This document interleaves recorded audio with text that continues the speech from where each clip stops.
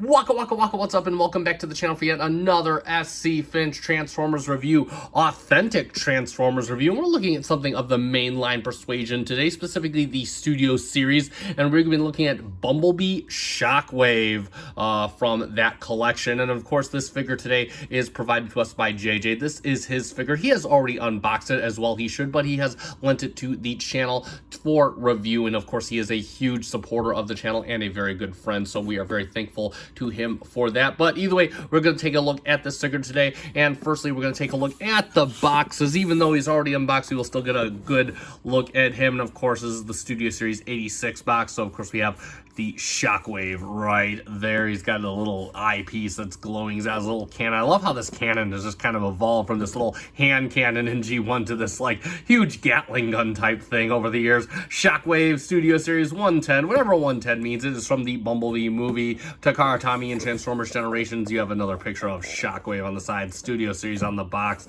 and then of course you have all the things that this figure does: alt mode, the robot mode, and of course the display base.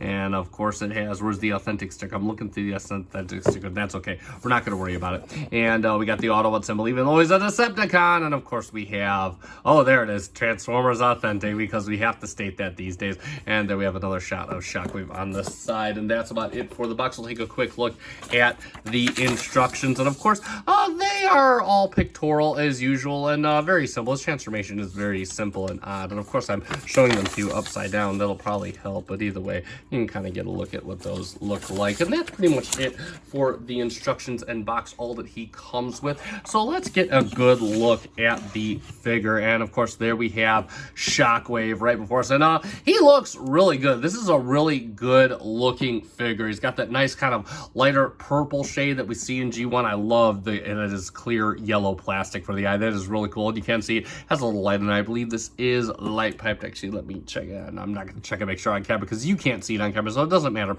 He does have a clear plastic in purple for the chest. I love all the off clear colors on here, the yellow, the purple, and of course you can see more molded detail on his head in a very nice silver. That does look very good. Everything else done in kind of like a gunmetal style plastic. He does have some kind of brownish bronze detailing on his arms. He got the purple plastic for over, and you can see he's got these little hash marks all over. He's got like gash marks all over his legs and whatnot. He's been in some battles. He's not your G1 Shockwave. He has fought the Autobots long and hard. You got some waffling right here. You can see the kind of joints, but other than that, he's loaded with molded detail all over. It looks really good. The back is really clean too. Again, you got that robo spine back there. That's a signature of the Bumblebee movie. Lots of robots with robo spines and whatever. And you got some waffles in the back here, of course. But other than that, I mean, other than a few hollow spots, he does look very good in and out. We'll move on to his articulation real quick. And the head can look up the slightest amount. It can look down a little bit, and you can swivel side to side. You can move the arm all the way around, and it does on a what? A clickety clackety ratchet. He does have elbow that gets you a complete 90, and no swivel to speak of at the elbow. He does have I guess upper wrist swivel, and he does have lower wrist swivel as well. And if you look at the hand, it is an open hand or whatever. Moving out the arms, he does have a waist swivel, of course. The legs go all the way out for a nice fusion kick. He can go all the way back for a fusion back kick, and all the way outside for a fusion side kick. All the fusions from Shockwave. Gets you some thigh swivel as well. He does have 90 at the knee, and of course the toe can go down, mostly due to transformation. Nothing there, and the slightest bit of ankle tilt. And that's pretty much it for his articulation. We'll move on to his accessories. He does come with one accessory, and that of course is his little arm cannon. It is done very nicely. It's got some purple plastic on here, and got some gunmetal gray plastic on here, but overall it looks very nicely detailed. Got like what looks to be an energy emitter right here. Got like kind of a Gatling barrel right here. I say it again, I just love how his little hand cannon from G1 just evolved into this massive thing of death. And how this goes on is has this tab right here, and what you're gonna do is you have his little hand hand right here, and you can kind of open this hatch up as though you're transforming him, flip the hand around, and just kind of flip the hand in on a ball joint, and you're just going to close this up just like this. You can rotate this like this. You'll notice it has a slot right here, and again, you're going to take this slot, this little piece right here, and just going to plug it right in right there, and that'll look very menacing as usual. But of course, he does come with his little hose for it. It is a nice little rubber hose that's just kind of like the little energy cannon type thing, and it does plug into several ports in them. So firstly, it can plug into this port on its gun. You're just going to kind of press fit that in there, and you can bring this other end around. This can go into a number of ports all along his back, and you can just kind of bring it in and just give it a good shove in there, and there you go. And now he looks menacing and terrifying with all kinds of hose stuffs coming out of him. And yeah, that's pretty much it for his accessories. Kind of sparse, but exactly what he needs. He is Shockwave. He can do so much with less. And we'll just do a quick robot mode comparison, and I'll bring in the only other mainline figure I have, who is oddly enough also a Voyager class, and there he is with SS-86 Hot Rod, so you can see how that looks. And again, you know, they're both Voyager class, but of course Shockwave here does have the size and the stature and the detail, whereas Mr. Hot Rod comes with a crap ton of accessories. But there you kind of go for a comparison between the two to make your own judgments. And it's that time, so let's get Mr. Shockwave transformed up into his alternate mode, I suppose. And to do that, we are going to remove his accessories. You can transform him with the accessory, but it's just kind of a bit better to take it out. Besides, there is some transformation that goes on in this accessory. So the first thing you want to do is the barrel extends out on this double hinge right here. You just want to kind of bring it forward just like that. And secondly, this little peg right here, it is very tight on mine, but you just want to kind of bring this down. And that's pretty much it. We're going to put this off to the side for now. And what we want to do here is you have this arm. You're just going to leave this like this. And what you can see right here is you have a peg on the side. It's going to like just latch up right here. So you're almost going to kind of break his arm. And it's going to stay just like that. And what you're going to do is you have a little port right here. It's going to go into a tab right there, and that's just going to plug in like that. It's going to be the same thing on this arm. So we're going to bring up the arm, we're going to rotate the hand like this, and we're going to just put the hand in here and close that up, and then we're going to break his arm, not literally, and then we're going to shove this in here and plug this port in, and that is pretty much done right there. Then we're going to move on to the legs. You want to bring the legs out to the side, and you're going to bring them down on this joint right here. You can just leave them off to the side for now. Same thing for the other leg. And what we're going to do is you want to go behind the leg. You're going to take this piece right here, this little tread piece. You're going to bring it up and you're going to flip it around. Then you're going to bring the toe up and just going to put the toe basically in line with the rest of the leg. Same thing for the other side. So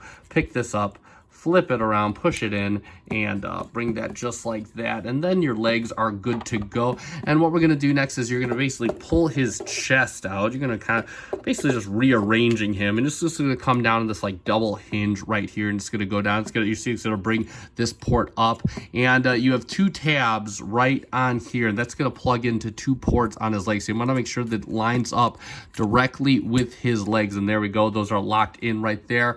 And what you can do is you have this slot, little slot right here. It's going to slot right in here. So you're just going to kind of bring this chest piece and just kind of fold this down just like that. And that'll double lock it and everything. And then lastly, you have a port right here. It's going to go into a peg right here. And that will keep his legs locked. You want to make sure that they are exactly perpendicular, perpendicular. And same thing with the other leg. And that'll kind of lock in. Sometimes this is a struggle, and that'll kind of lock in his legs. So that's pretty much his legs all done. And we do have one more piece of transformation. What we want to do is we want to bring up his chest and just kind of bring it like this, and then you want to bring down his head and shove it into his belly. And there we go for that. And I'm going to bring the camera down because we have one final piece, and we have his little cannon here. Firstly, we can take his little hose, and we can just plug it into any port on his back, just like previous. I'm going to plug it right in, and that is in. It didn't feel like it went in, but it is in, I assure you. And then we're going to plug this in right onto here, just like this. There we go. There we go. And like magic, there we have Shockwave in his alternate mode. And I use that term very loosely because this is supposed to be him as a quadruped tank, and I'm kind of at a loss for words. I feel like they were really scraping the bottom of the barrel for this. I'm of two minds on this.